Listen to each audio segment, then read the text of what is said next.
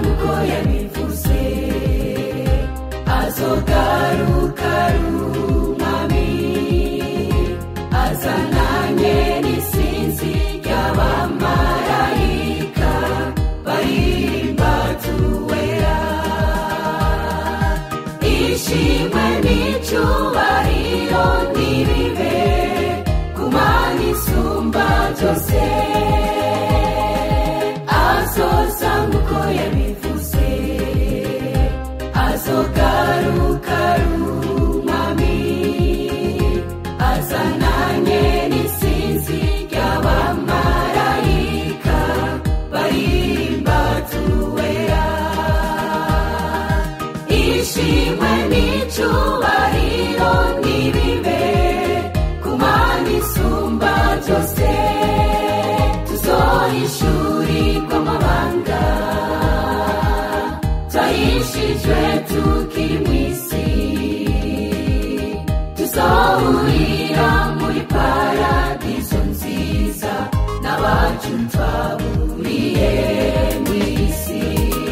Tuzaba Uwiteka Imana adushoboze kuzibera mu ijuru, tuzohishurirwa amabanga twahishijwe tukiri mu isi, tuzohurira muri paradizo nziza n'abacu twaburiye mu isi. Tuzaba Uwiteka Imana adushoboze kuzibera mu ijuru.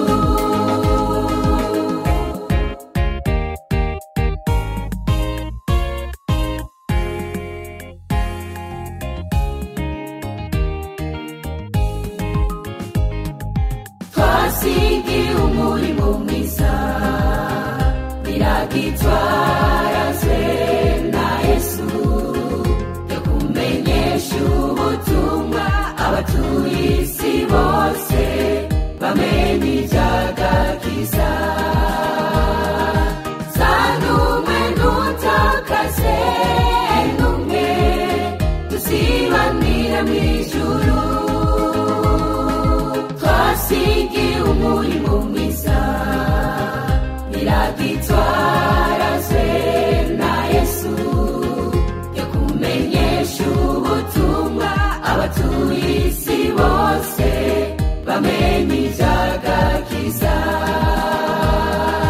Za n'umwe ntutakaze n'umwe, tuzibanire mu ijuru, tuzohishurirwa amabanga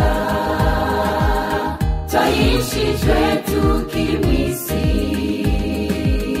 tuzohurira muri paradizo nziza n'abacu twaburiye mu isi. Tuzaba Uwiteka Imana adushoboze kuzibera mu ijuru, tuzohishurirwa amabanga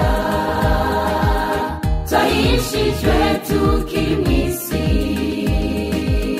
tuzohurira muri paradizo nziza n'abacu twaburiye mu isi.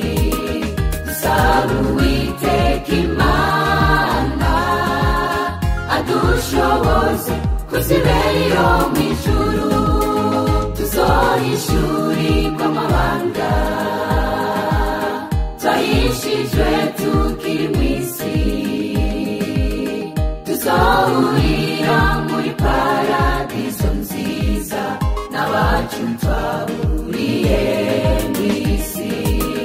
Tuzaba Uwiteka Imana adushoboze kuzibera mu ijuru,